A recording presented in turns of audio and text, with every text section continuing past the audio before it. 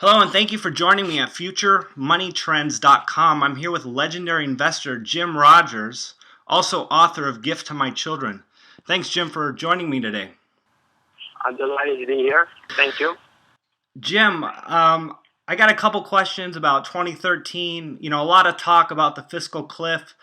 The presidential campaign was over, and it was all about the fiscal cliff. Any thoughts on where you see this going and how you see it ending? I don't really very much talk about fiscal cliff at all in the campaign. From what I remember, most of them avoided it, but it's certainly coming up now, and we have to do something about it, or somebody has to do something about it. What will happen is they will announce some kind of supplement, which will, of course, be fraudulent, a scam, just like they all are. And you will see the market will probably rally for a while, whether it's an hour or a day or a year, I don't know. And then we'll be faced with the same problem because they're not cutting spending nearly enough. And even if they do raise taxes, it's not going to solve our problem. We have serious problems facing us. Yeah, no, I definitely agree. The market seems to always respond to just whatever current news is going on, whether it's the fiscal cliff, the election, QE. When do you think the market's going to really respond to what's really going on with this debt that we have going just stacked up against us? Well, sometime in 2013, 2014, certainly by the fall of 2013, if not before, these problems are going to be too much for us, for the market to understand, or to handle, because the debts keep going higher and higher. Yeah. There is a German election in 2013, and the Germans will do everything they can to hold things together to get through the election. But certainly after that election, I think we're all going to be in very, very serious trouble. And probably before the German election, but certainly after. It's very interesting. How do you think the metals are going to respond to all this? Do you think we'll see a major response in gold and silver and maybe some of the other commodities? Well, eventually, yes. Depends on when this happens and how it happens. I own gold and silver. I'm not buying them now. Gold has been up 12 years in a row, which is extremely unusual.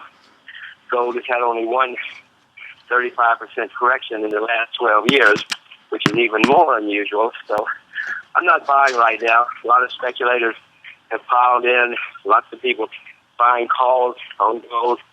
So I'm just watching.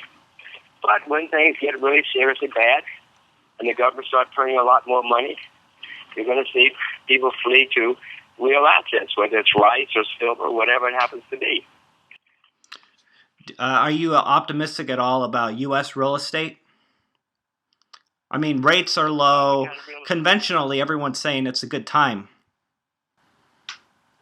Well, no, because, yes and no. If you can lock in and you can pay the price, okay. But what will normally happen is when inflation goes higher and interest rates go much, much higher over the next few years, even if you don't have to worry about your mortgage or your property, many of your neighbors will have serious problems because interest rates will be going higher and higher and higher.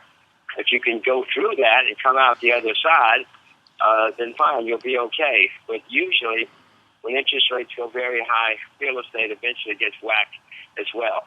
Now, if you buy real estate, if you're talking about farmland or timberland or something like that, then sure, you can probably buy it and be okay. But it's got to be very productive and very cash flow positive. Sure. Who do you see prospering? I mean, any countries in particular that, obviously you don't live in the United States. For Americans to get out of their typical bubble, being in the United States of America, it's hard to leave that and to get out and, make a move like you did. What countries would you see being a good place to live over the next 10 or 20 years? Well, first of all, I'm not so sure it's that difficult. Every American unless they happen to be an American Indian, their forebears left somewhere and came to America. Sure. And then decided to once they got there. So it's not that hard. It wouldn't be America. that were the case. And something like 10% of Americans now, I should take that back. More than 10% of Americans now were born in foreign countries. So it's not that difficult. I agree it's not easy, but it can be done. I'm not suggesting people do it. It's a very intense and personal decision to move anywhere, much less to a new country. There are many countries that are got good things going for them. Myanmar, I'm very bullish about. North Korea, I'm bullish about. Angola in Africa, Tanzania, Ethiopia, even Russia. To my astonishment, I'm getting optimistic about Russia. Wow. I'm not going to move to Russia or Angola, but there are places that have much better prospects going forward. Sure. Wow, that's really interesting. What about taxes? I mean, in other countries, for years, U.S. has been like the free market. That was the image of free market, but we're finding that it's really not the case. What are some of the most tax-friendliest countries out there? Well, if you're an American citizen, there's no such thing as a tax-friendly country. I'm an American citizen, so if I lived on the moon, I'd have to pay American taxes. So if you're talking about Americans, there's no such thing as a tax-friendly country because you are liable for American taxes no matter where you live. However, there are countries that have low tax rates if you're not an American citizen. In fact, America is one of the very, very, very few countries in the world which taxes you, even if you don't live in America. If you live in most countries, if you're a citizen of most countries and you live somewhere else and earn your living somewhere else, you don't pay taxes where you have your passport, which makes sense, of course. Why should you pay taxes if you're not getting anything from any services or use of the country where you have your passport?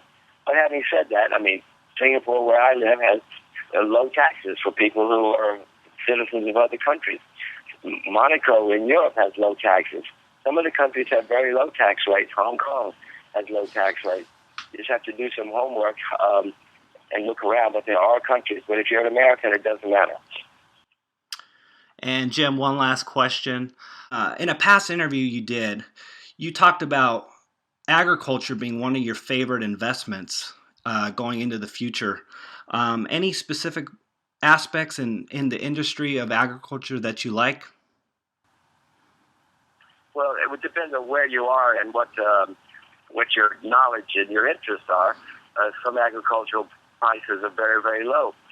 Orange juice is down about 70% from its all-time high, but you're not going to be very successful at raising oranges in Alberta, in Canada.